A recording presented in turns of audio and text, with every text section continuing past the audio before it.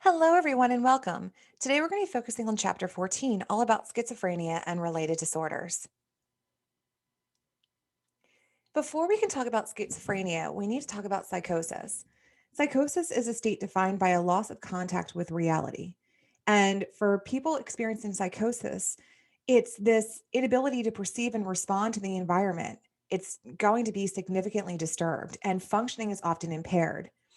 Symptoms of psychosis may include hallucinations, which are false sensory perceptions, and or delusions, which are false beliefs.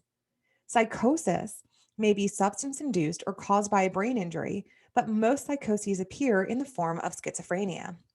So, what is schizophrenia?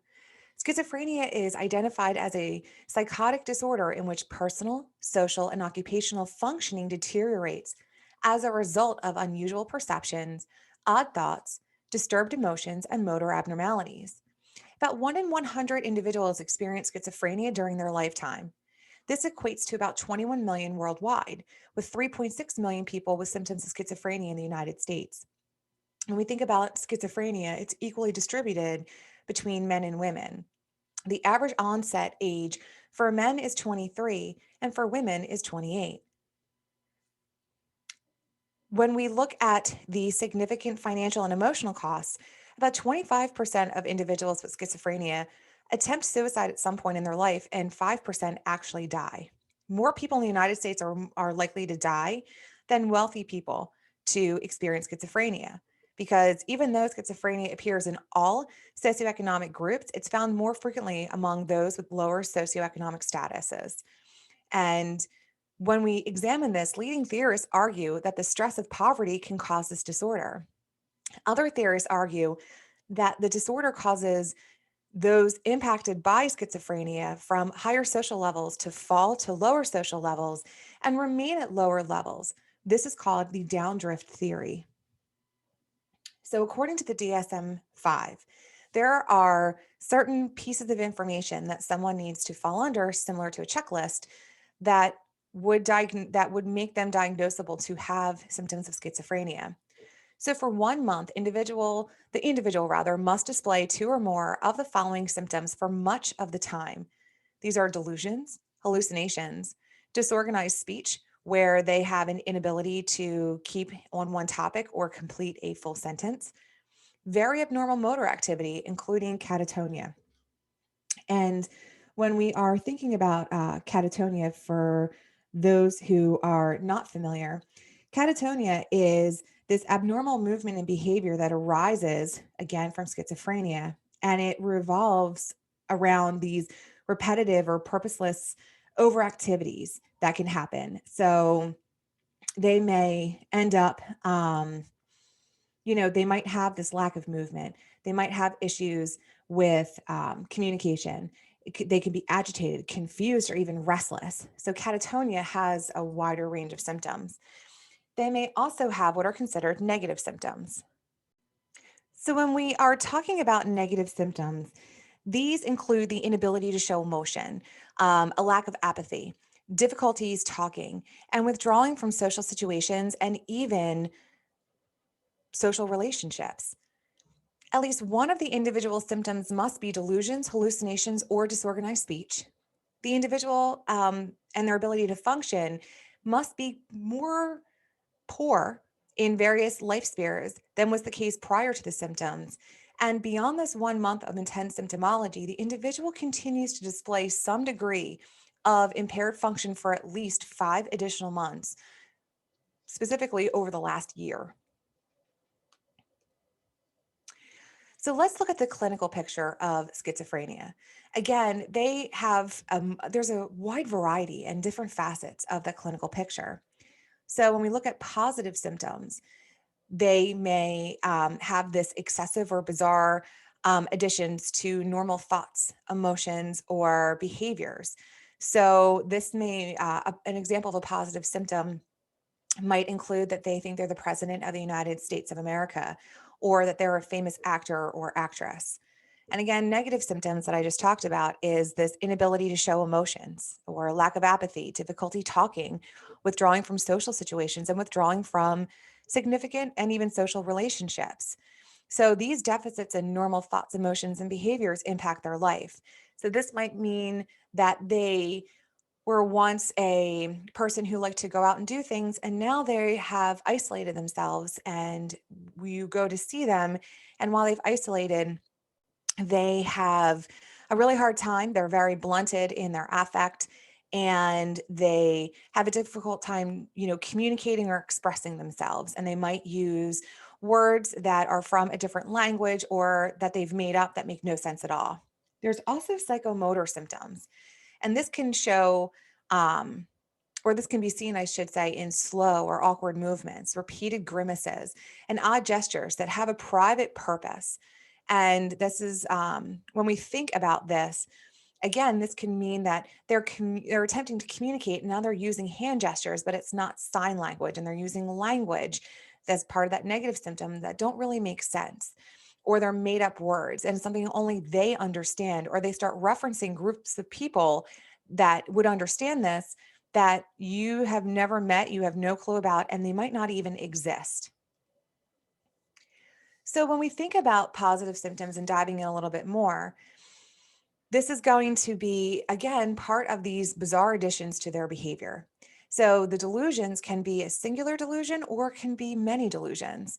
So there could be delusions of persecution, delusions of reference, delusions of grandeur, and delusions of control.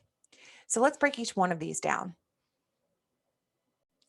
So, a delusion of persecution would include something along the lines of the individual being convinced that someone is mistreating them or conspiring against them, maybe even the government conspiring against them, or is planning to harm them or any one of their loved ones. We also have the delusions of reference. So, in the delusion of reference, this is a false belief that is irrelevant, essentially. There are details in the world that directly relate to only themselves.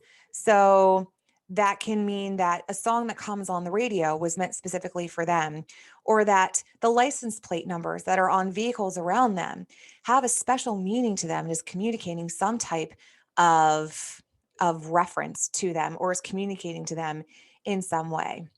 When we think about delusions of grandeur, this is more common than some of the other ones, but that's where someone may believe that they have more power or wealth or intelligence or some other trait than may be true.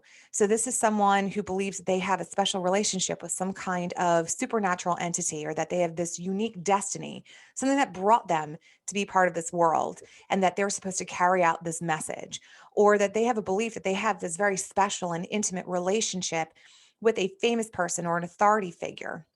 And then we have delusions of control. And in delusions of control, this is where there is an expression of this elaborate meaning that they have, that they're supposed to have for this lived experience. So they believe part of their narrative is that they comprehend and explain themselves as part of this movement or as part of this, aspect that isn't really true. So when we think about these delusions of control, that their sense of self-agency is going to essentially be disrupted, and that part of this disruption, or um, part of the issue in this, under delusion of control, is that they are essentially inserting themselves or withdrawing themselves from what's going on in the larger social context, because they believe that someone is going to come and maybe harm them, or that they're planting ideas or thoughts into their head that they're not ready or willing to take on, or that someone may be stealing their thoughts. So there is this absence of control that they may actually experience. When we think about disorganized thinking and speech, this is where they may have very loose associations. And for those of you who are not sure what a loose association is, this is where the individual in their responses don't relate to what the person's actually saying. So if you're asking them about a YouTube video and what they thought about it. And they're starting to go on about how you make this dish, or how, the neighbor is, spying on them with this giant telescope. That's part of a loose association. When we are looking at neologisms, very funny word, isn't it? This is essentially where they are coining a word or expression, and it doesn't make sense to you. It doesn't make sense to anyone else, but this is where they are using the language, or the language, I should say, that they are adopting or using is now not making sense, and only they understand what that's about. When you look at preservation, this is going to be something that comes into essentially a variety of forms. But in short, when we think about preservation, this is part of a speech language pathology, and it's the repetition of a particular response, like a word or a phrase or even a gesture, that whether they are being stimulated to use it or not, they continuously do. So it may almost seem as if they are communicating with you, but the question that you are asking them is not really making sense, and they're just continuing to engage in utilizing this word or phrase or gesture. It can sometimes look very similar to a loose association, but the difference between preservation and loose associations is that with preservation, if you're asking them, how are you today? And they're like, blue sky pineapples. And you're like, well, what does that mean? Blue sky pineapples. And all they say are blue sky pineapples, that's preservation. If you ask them how they're doing today and their first response is blue sky pineapples, and then you ask them, well, what does that mean? And they say, well, in different voices, there's a teenager down the street, and they go on with the story. That's part of the loose association. And then we think about clangs or rhymes. And this is where they may make responses to you that only rhyme. So, the cat in the hat was fat, and the fat cat liked to engage in scat. And through the scat, the cat was really fat and continued to wear that hat and that hat, and they go down the line, and everything rhymes. There's also inappropriate affect. And this is where you may find that something is situationally unsuitable. So it could mean that, for example, if their parent dies, that many people will find that when a parent dies, they become very sad, maybe even, showing emotion like crying, or they might become angry, which we know anger is a secondary emotion. So frustration and sadness are most often the common things that can lead to anger. Someone with schizophrenia or with symptoms of schizophrenia, they may start laughing and say, oh, they're dead. Just It's just not something that's situationally suitable for that, because they may say that, oh, I'm sad that my parent died. Ha ha ha ha ha. Just doesn't make sense. And sometimes when we look at the inappropriate affect, it can actually be part of another disorder and the features of that disorder. So when we are looking at the actual diagnosis of schizophrenia, we have to make sure that when we are looking at hallucinations, delusions, and disorganized speech, they have one of those in addition to this inappropriate affect.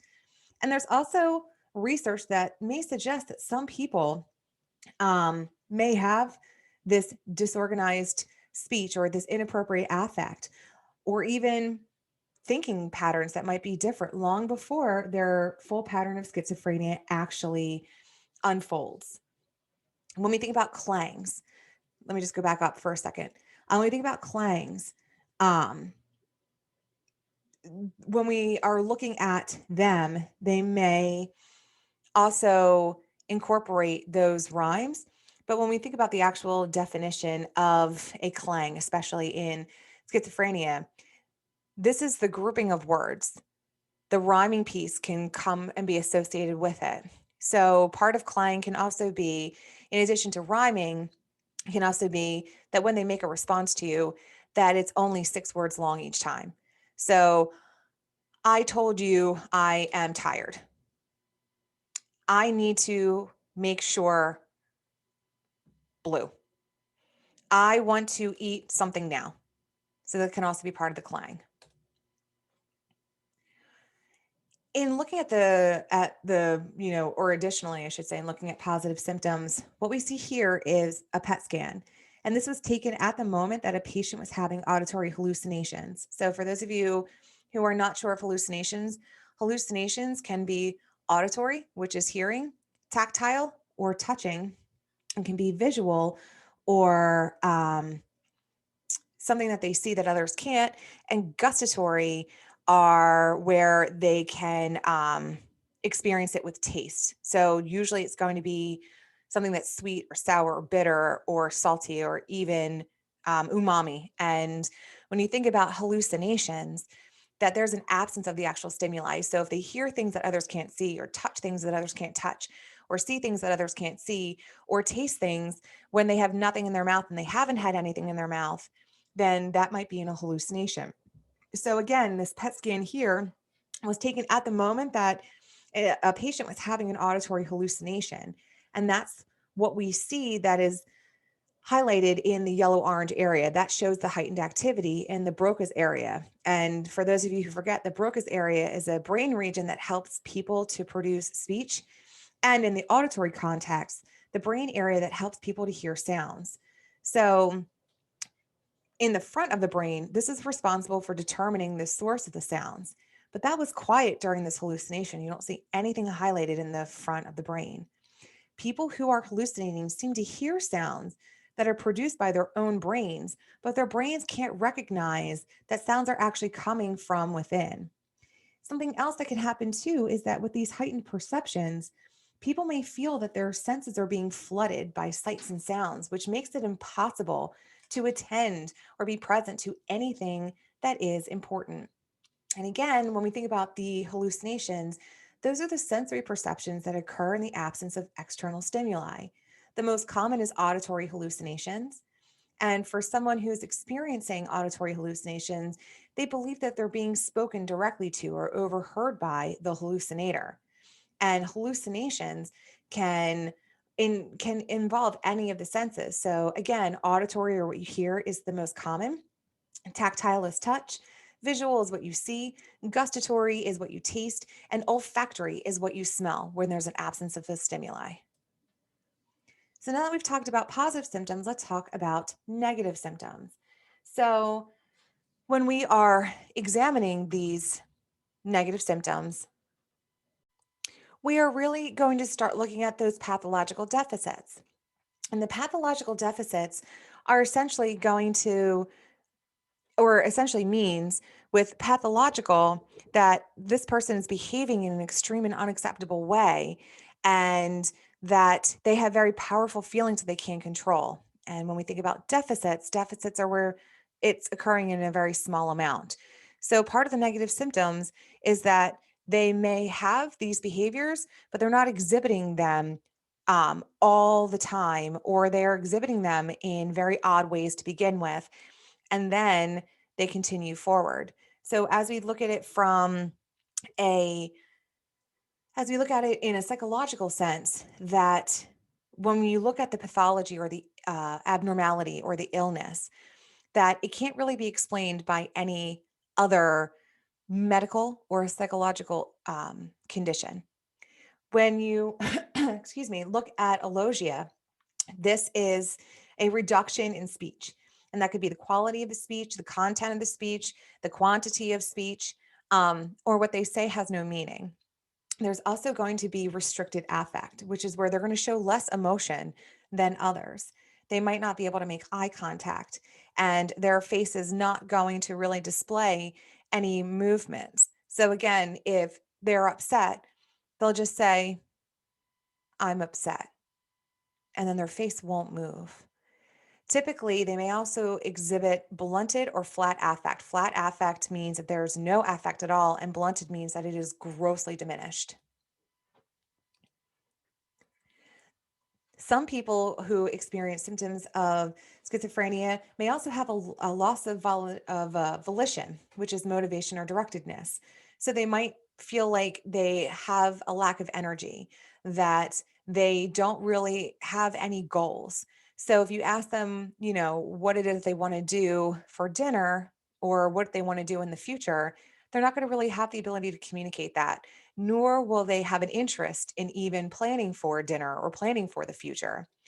They also may have an inability to start something and most often have an inability to follow through on things that they say they're going to do. This can be a challenge in treatment because they'll say they want to get better, they want to make changes, but then they're going to struggle to be able to do that. They also may exhibit more ambivalence than most. Ambivalence is where you're conflicted about most things.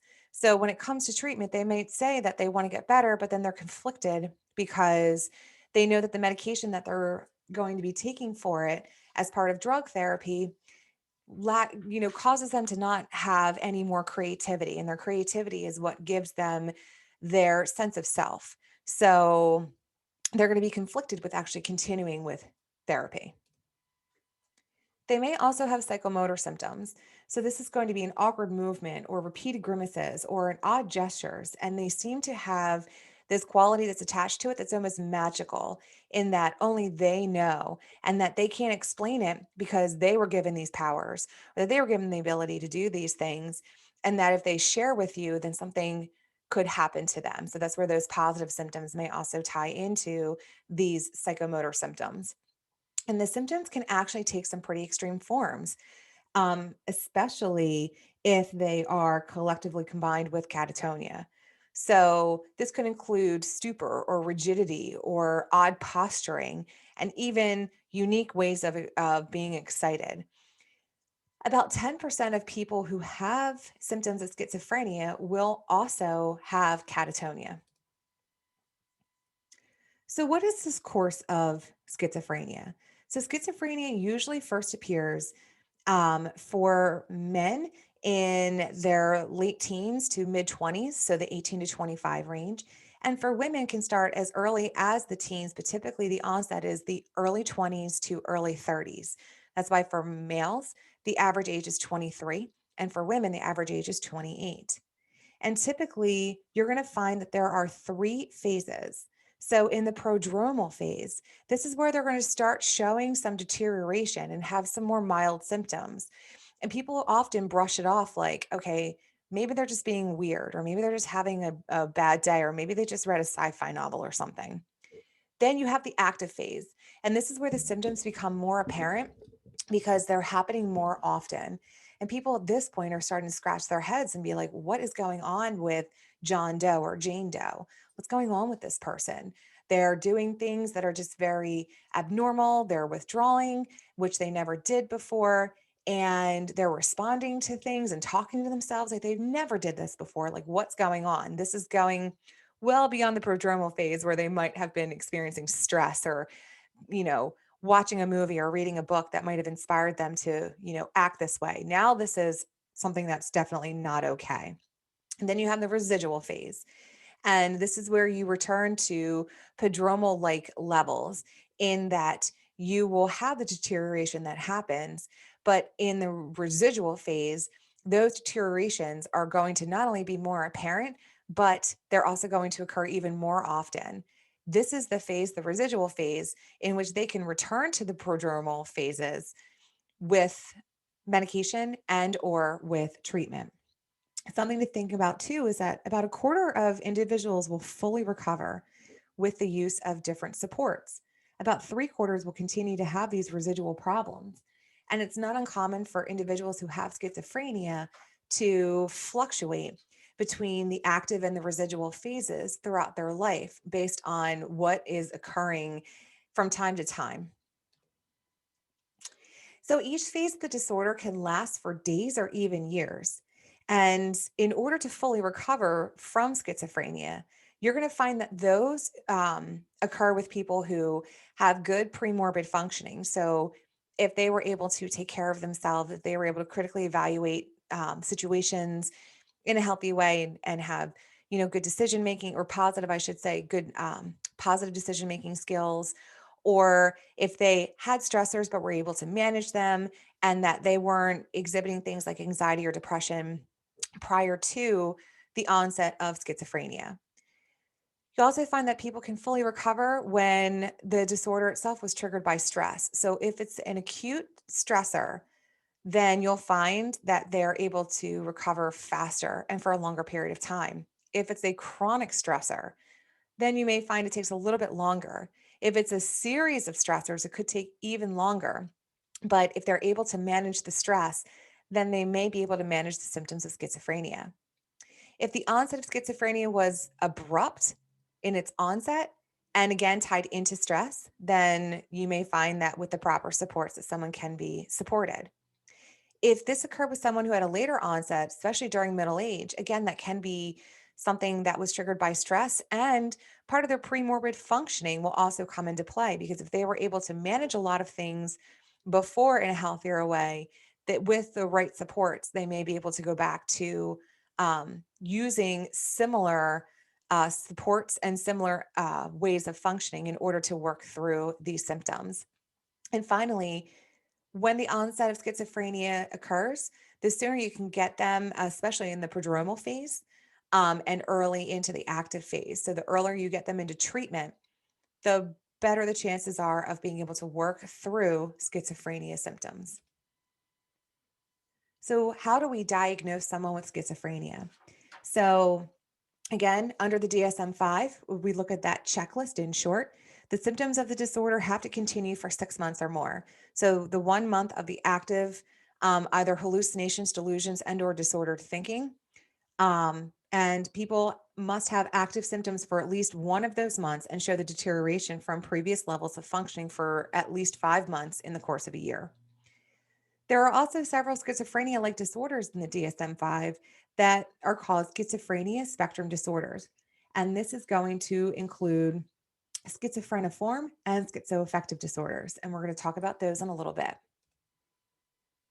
So, what do we do to diagnose schizophrenia? So, many researchers believe that there's a distinction between type 1 and type 2 schizophrenia, and this will help to predict the course of the disorder. So, type 1 schizophrenia seems to have better adjustment prior to the disorder, a later onset of the symptoms, and a greater likelihood of improvement. It may be linked more closely to biochemical abnormalities in the brain. When we look at type 2 schizophrenia, this may be tied largely to structural abnormalities in the brain and is often dominated by more negative symptoms, whereas type 1 is more positive symptoms. So, what we see here is schizophrenia spectrum disorders. So, you can find that there's an array of psychoses that can occur. I encourage you to pause this video to take a look at these disorders, the key features, the duration and lifetime prevalence, and when you're ready, continue on. So, how do theorists actually explain schizophrenia? So, let's look at the biological views first. So, from a biological view, there is this inheritance and brain activity that play key roles in developing schizophrenia. So, following the principles of a diathesis stress approach, genetic researchers believe that some people inherit this biological predisposition to schizophrenia. The disposition and disorder are often triggered by later exposure to extreme stress. The diathesis stress theory has been supported by studies of relatives, twins, and adoptees, and by genetic linkage studies, as well as molecular biology. There's also this notion of family pedigree studies that have repeatedly found that schizophrenia is more common among relatives of people with the disorder. The more closely related they are to the person with schizophrenia, the greater their likelihood for developing the disorder. So, overall, the general population has a 1% chance of having a diagnosis of schizophrenia in their lifetime. A second degree relative who has schizophrenia means that you have a 3% likelihood of developing schizophrenia. First degree relatives, you now have a 10% of developing schizophrenia. And there are factors other than genetics that may explain these findings. And looking at the twins studies, they've received particular research attention because studies of identical twins have found that if one twin develops a disorder, there's a 48% chance that the other twin will do so as well. If the twins are fraternal, the second twin has a 17% chance of developing the disorder. And again, factors other than genetics may explain these findings. Biological relatives of adoptees with schizophrenia are more likely than their adoptive relatives to develop schizophrenia. Possible gene defects on numerous chromosomes may also predispose individuals to develop schizophrenia. And these findings may include that some of these gene sites don't contribute to the disorder, and different types of schizophrenia are linked to different genes. There's also the dopamine hypothesis. And when we are thinking about this, that they are looking at how certain neurons use dopamine and that there's a firing that occurs too often, which produces symptoms of schizophrenia. So, messages that travel from dopamine sending neurons to the dopamine receptors of other neurons, particularly to the D2 receptors, may be transmitted too easily or happen too often. So, the theory behind this is based on the effectiveness of antipsychotic medications. So, originally developed for treating allergies, antipsychotic drugs were found to cause Parkinson's like disease tremors in patients. So, these were the responses that they were exhibiting. Scientists knew that patients with Parkinson's disease had abnormally low levels of dopamine, which caused their shaking. This relationship between symptoms suggested that symptoms of schizophrenia may be related to excessive dopamine. Investigators have located the dopamine receptors to which antipsychotic drugs bind. These drugs are apparently dopamine antagonists that bind to the receptors which prevent dopamine binding and neuron firing. These findings suggest that in schizophrenia, message traveling from dopamine sending neurons to dopamine receptors, again, particularly D2, may be transmitted too easily or too often. This is an appealing theory because certain dopamine receptors are known to play a key role in guiding things like attention. Schizophrenia may be related to abnormal activity or interactions of both dopamine and other neurotransmitters rather than to abnormal dopamine activity alone. The dopamine hypothesis, though, has certain problems. Number one, it's been challenged by the discovery of new types of antipsychotic drugs called atypical antipsychotics, which are more effective than traditional antipsychotics and also bind to D1 receptors as well as serotonin receptors.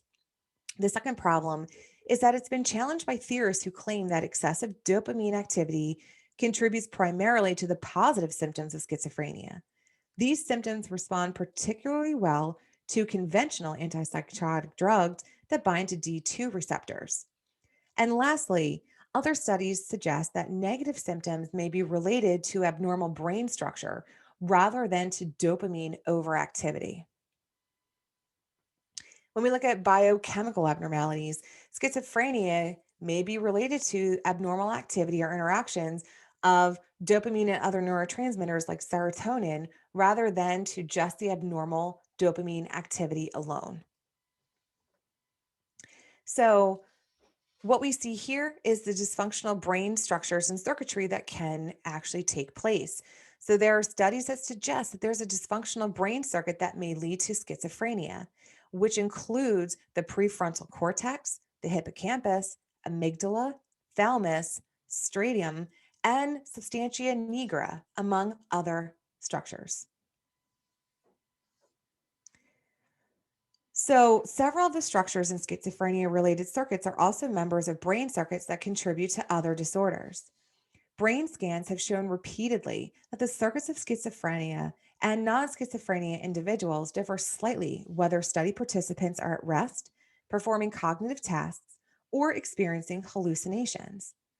So, there's a focus on subcircuits.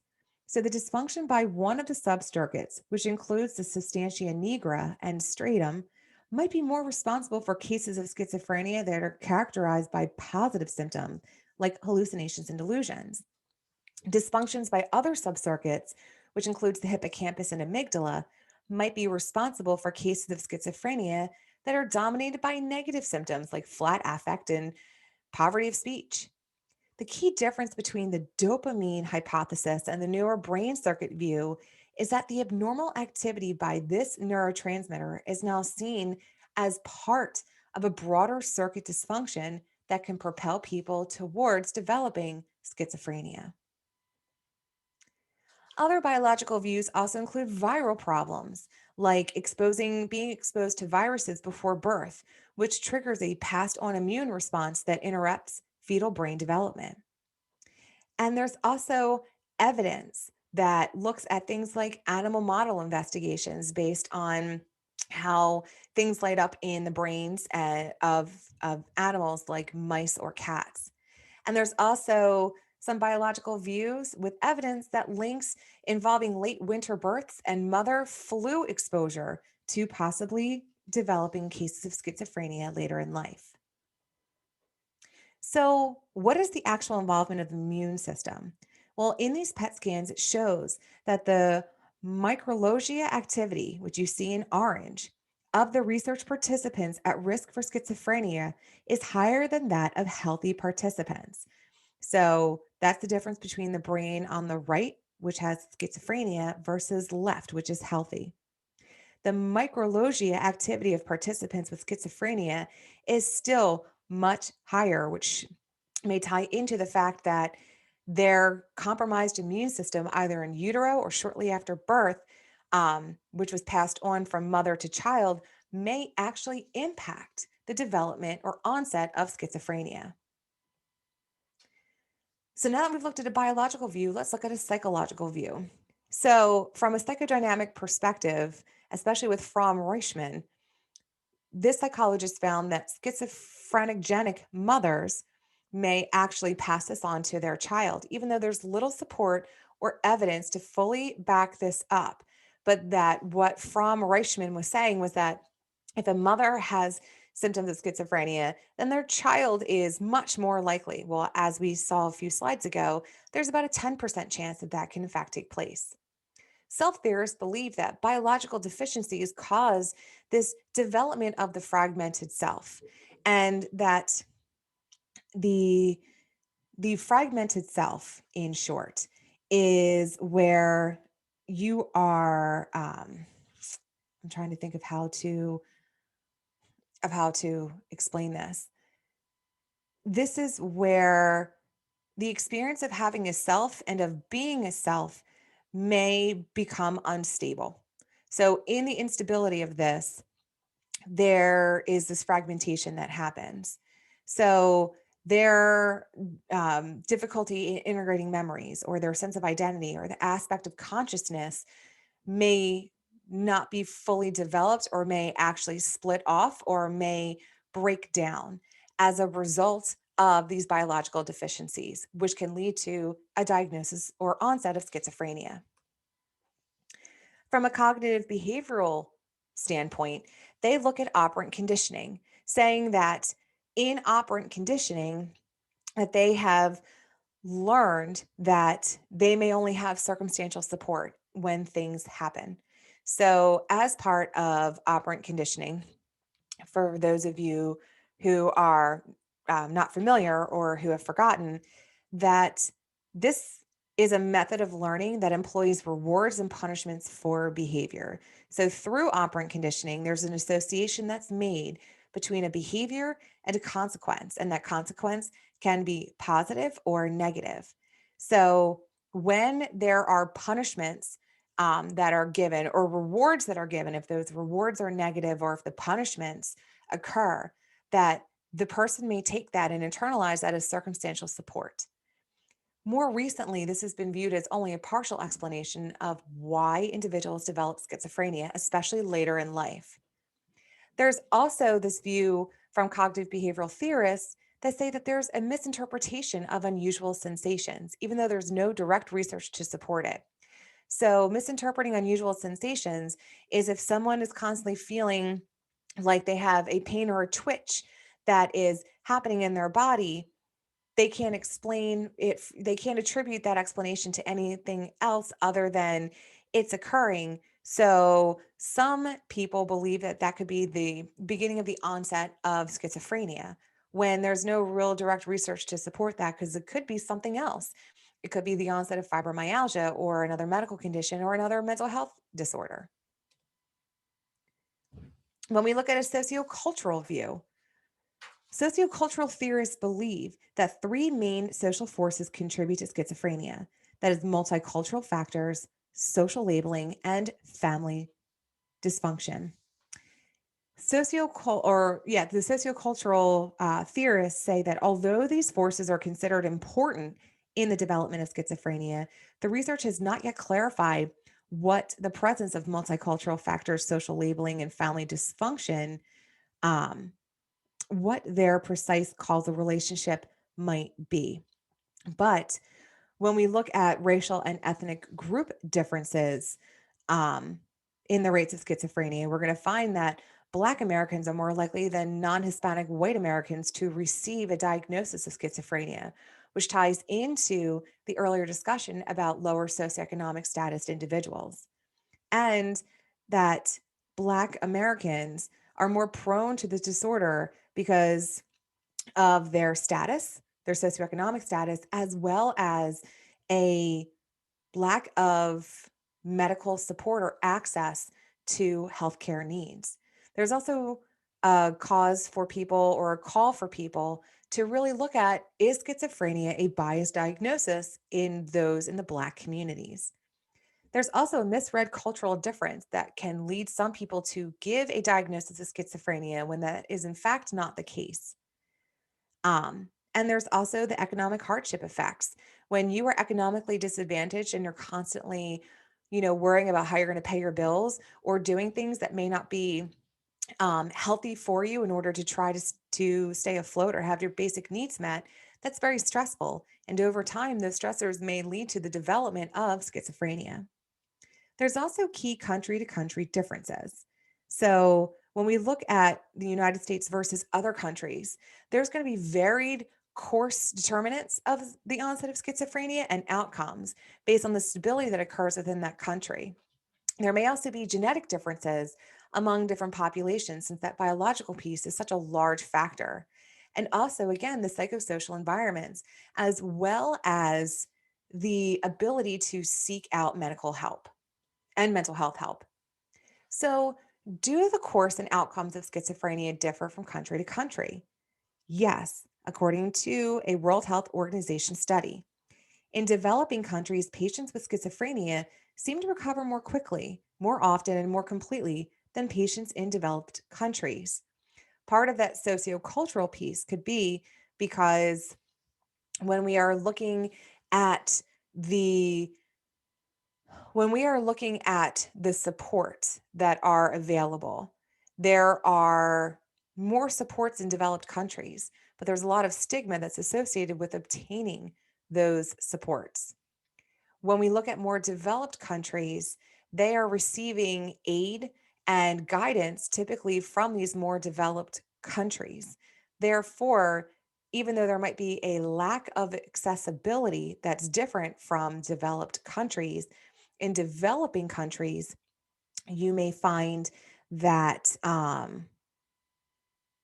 in these developing countries that they may have better access to resources or a lack of stigma that may be attached to utilizing those resources, or if they are being seen for other medical, biological, or genetic related concerns, that they may have more of an opportunity to see a doctor.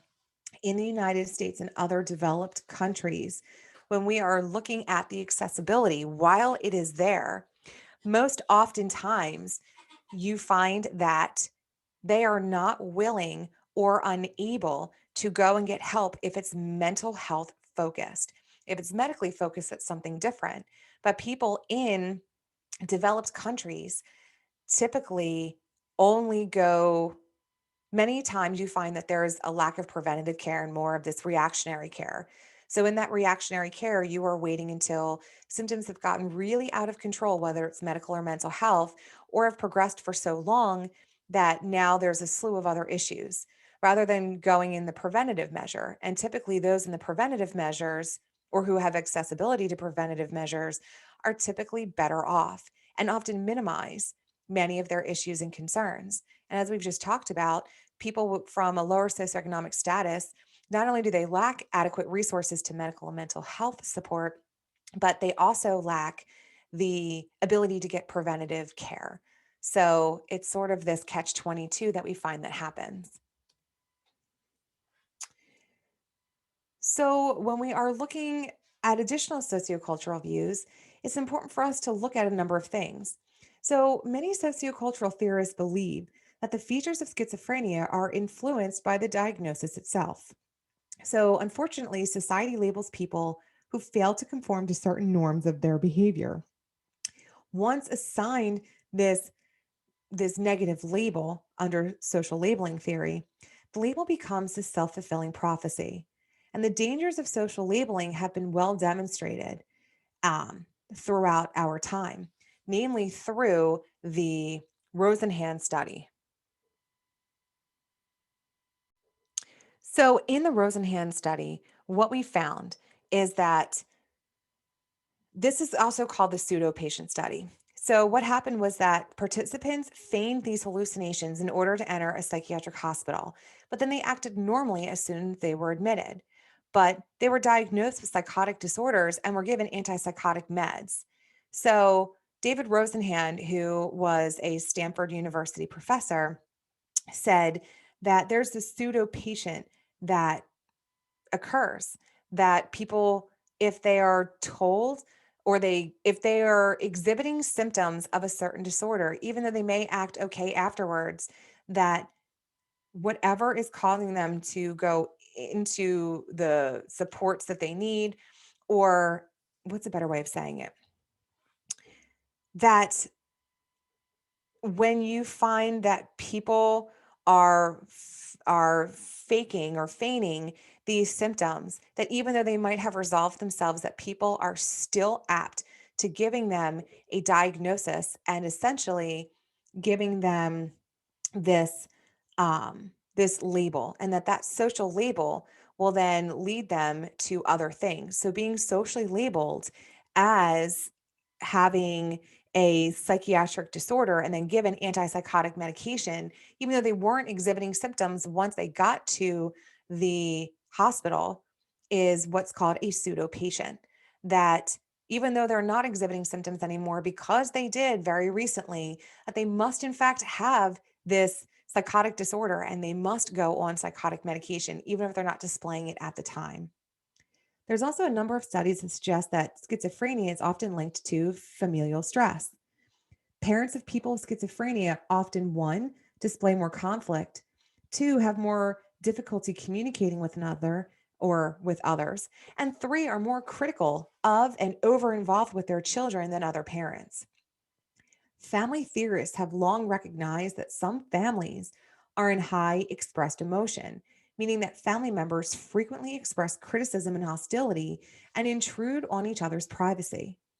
Individuals who are trying to recover from schizophrenia are almost 4 times more likely to relapse if they live within this type of family structure. So let's look at a developmental psychopathology view. So, this is where we're looking at this integrative and developmental framework. So, under this developmental psychopathology view, schizophrenia typically begins to unfold long before the actual onset of the disorder in young adulthood. Early problems result largely from an inherited predisposition, but may also be due to repeated childhood stress experiences, family dysfunction, and or difficult social interactions. Key ways that the dysfunctional brain circuit may adversely affect the functioning of people who later develop schizophrenia is through the circuit's impact on the operation of the hypothalamic pituitary adrenal stress pathway. So, in short, there's an overactive hypothalamic pituitary adrenal stress pathway and chronic stress reactions that lead to the development of a dysfunctional immune system, which is characterized by heightened inflammation throughout the brain. I hope that this was helpful. As always, if you have any questions, comments, or concerns, please feel free to reach out to me via email. Also, don't forget that you have an extra credit question. That extra credit question is in the description box below. All you need to do is answer your extra credit question in the comment section, take a screenshot, and upload it for up to 1 point added to your final grade. And remember, it's due by Sunday at 11:59 p.m.